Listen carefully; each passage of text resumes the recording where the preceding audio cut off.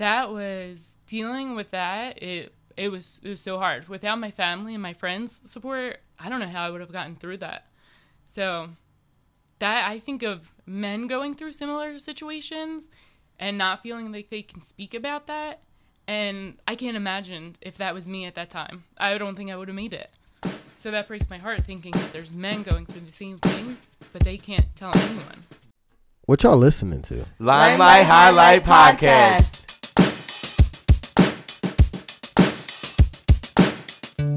Welcome back to Limelight Highlight, where we highlight individuals tackling everyday problems you thought couldn't be solved. I'm your host, Jonathan Rosario, and what you just heard is a clip from today's show. Now today I'm joined by Bridget James, the founder and creator of Philly MAVRC. MAVRC is an acronym for Men Against Violence Resource Center and is a Philadelphia-based resource center dedicated to changing the way our community views sexual violence against men by starting conversations about this issue, providing access to resources for male victims and survivors, and creating safe spaces for community and support.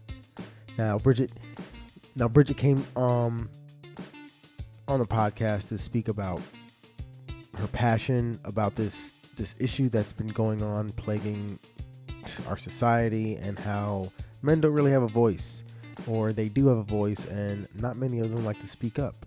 When Bridget became a victim of sexual assault herself, she realized how it made her feel and how many men themselves fall victim to being sexually assaulted and abused, and how many of those men keep it to themselves instead of, reporting it. So there's a huge number that's missing from those statistics that need to be reported.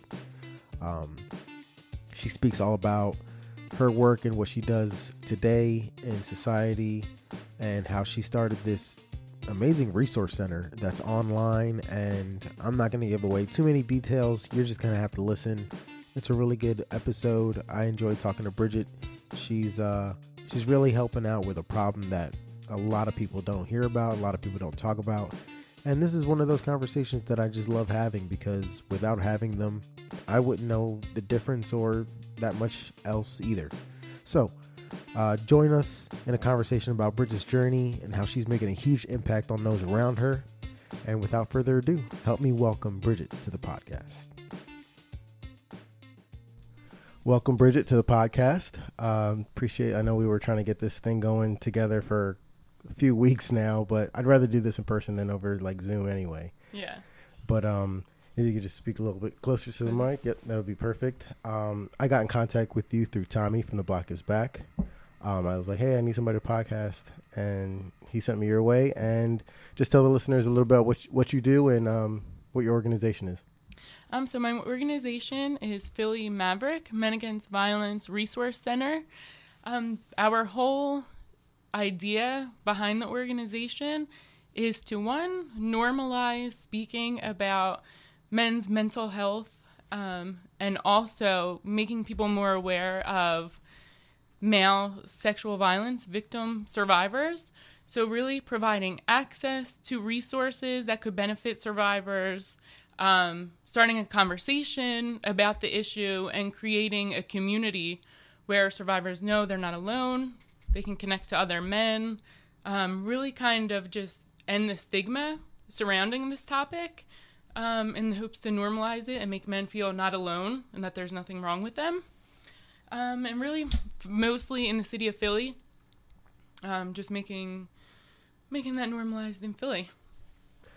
And how did you get involved in this work, kind of this field of, it's in our social climate, it's not a popular thing. I mean, it's kind of gaining popularity, but So through my own experiences, when I was younger, I myself was a victim.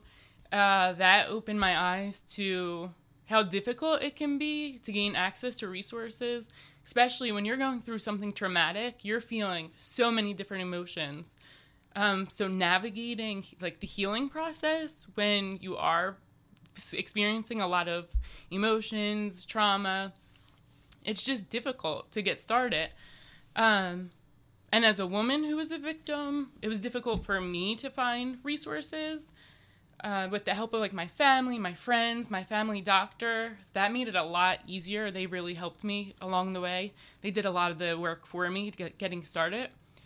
And then I volunteered for a while as a sexual assault counselor. And right now, I supervise the case management team out of a police department. So we're always working with resources and exposing people to resources, linking them with other organizations. And I've realized there's almost nothing for men. So if it was hard for me as a woman, kind of getting started in the healing journey, one day I was just kind of sitting there thinking about, I think I was actually listening to a podcast about survivors. And it just kind of popped in my head, like, oh, how difficult is it for men when they want to start the healing process? There's not a lot of resources, and the ones that are there aren't very visible. So I just really wanted to help other people the same way I was helped in their healing journey, and just making it a little easier for them.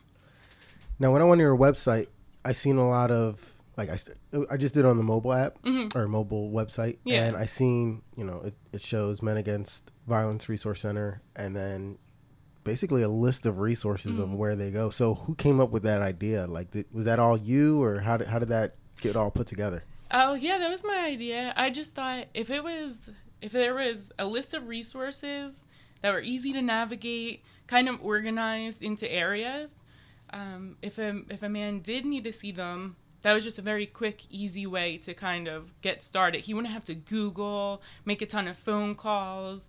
He could land on the website, see what was available locally and some national resources, and see what kind of resonated with him. So just an easy way to get started. And then my cousin Patrick, I'm awful with the tech kind of stuff. So my cousin Patrick, he actually put it all together for me. So he created the actual website, because that's beyond me. I tried doing a website, and I had to hire somebody. There's no way. There's things I'm good at and things I'll let other people handle. Yeah, I can put together the actual resources, but when it comes to that stuff, no. What percentage of men do you come across that have been abused? Like, obviously in your line of work, I'm sure there's a lot, but like we said earlier, it's one of those things that a lot of men don't like to talk about. So what percentage would you say? So in my line of work right now, men are very, very hesitant to talk about that. I work with the homeless population a lot, or people that are at risk of becoming homeless. So the women I work with are a lot more open to speaking about that. I've had a handful of men talk about it, open up about it a little bit. And when I was the volunteer sexual assault counselor, I definitely saw more men there, because that was specifically for that. But I don't know personally, like, the percentage in my work, but I know outside of my work. So there's the 1 in 6 organization. They estimate that 1 in 6 men and boys have been sexually abused or sexually assaulted at some point in their lifetime. According to RAINN, they say 1 out of every 10 rape victims are men. And there's an estimate through RAINN, since 1998, like 2.98 million men have been victims of a completed or attempted rape.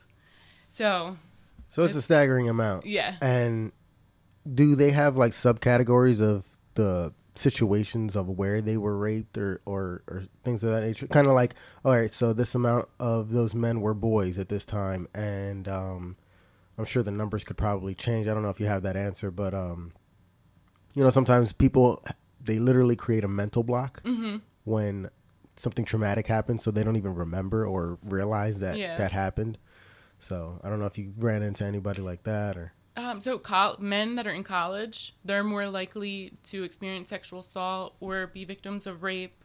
I can't remember off the top of my head the exact number. I think it was maybe 10 times more likely. By other men, right? Well, both. Yeah, it really? Could be by both. Yeah.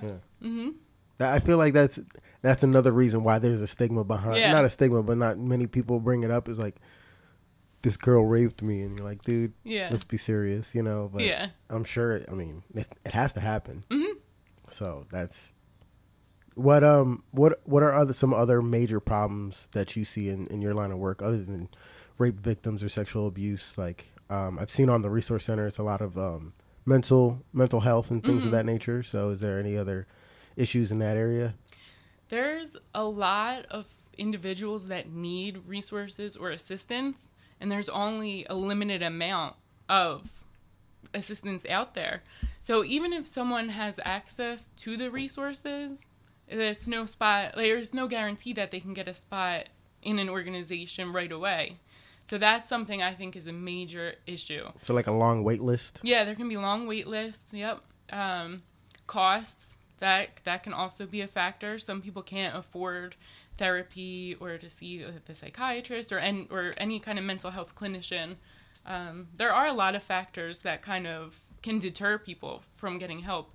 If you made the decision to look for help, which that can take a lot of courage if you experience something traumatic, and help isn't available right away, that can just be so deterring. And I'm sure those numbers are constant flux because of the people who sat on it for however long and then they decided, look, I need to get help. And that stems to a lot of other things by people kind of spiraling out of control and becoming homeless. And because you work with, you said like a police division, right? Yep. I'm sure there's a ton of rape victims that come straight from jail alone. Oh, right? yeah. Yep. So have you worked with any cases like that? Or not as often. We have a department specifically for reentry. So I don't work with the men that were incarcerated as often.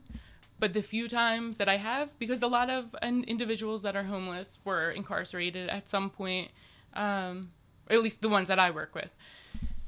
A lot of they experience sexual assault and they're very hesitant to talk about it. I really only had, when it comes to men that were in prison, 2 disclosed to me that they were sexually assaulted, but that is something that happens often in prison. And is there any support groups for, I mean, I'm sure there are, but like, so they're hesitant to talk about it. But if they find out that there is a community like your resource center, and they feel inclined to sign up, or, you know, have you seen any growth from someone who's like hesitant to speak, but they know that they need the help, and then they go, and then they kind of like slowly open up? Yeah, that happens a lot. Yeah. Once they realize that there's people out there who believe them and aren't going to look at them differently or judge them, they really do open up fairly quickly too, I realize, at least with the individuals that I've worked with. All it takes a lot of time is one person that says, I believe you. It wasn't your fault. Like, you did nothing wrong. I'm not going to look at you any different. And just having one person that they can open up to is really, really kind of a catalyst for, okay, that was like, thank you. Now I'm going to reach out to a therapist, or it kind of gets the ball rolling. So yeah, they definitely open up. Do you guys have like how many of them are like minorities versus, you know, white people or black people? I know in the black community it's very hush hush. You know what I mean? So do you mean like what, like me, that I personally work with, or just that, you know, maybe off the top of your head, or that, you know, since this is your area of expertise? So primarily I work in Camden County. So I work in Camden a lot. So my experience is tough place. Yeah, I love it there though. Yeah. It's an amazing community though. So I work primarily with a lot of Hispanic individuals and a lot of Black individuals. So in my line of work, where I work, it's primarily, I don't work with white people as often, but I would think nationally, I'm not positive about the statistics nationally, to be honest. No, that's fine. When it comes to color. I was just wondering, I mean, you know, like we said, you grow up and it's like, it's akin of the gay stigma, you know, and especially in the Black community, that it's obviously changing and evolving now, but it's very, we're not going to do that. We're not going to talk about that. But without talking about it, people, I mean, you can see from your line of work, they have a lot of problems that come and stem from that. Yes. Yeah, but, definitely. What do you contribute to the growing support for people to come out and actually talk about some of the things that they're experiencing? What's contributing to it? Yeah. So I think social media is helping a lot. I think before social media, people kind of felt more isolated and alone with a lot of topics regarding mental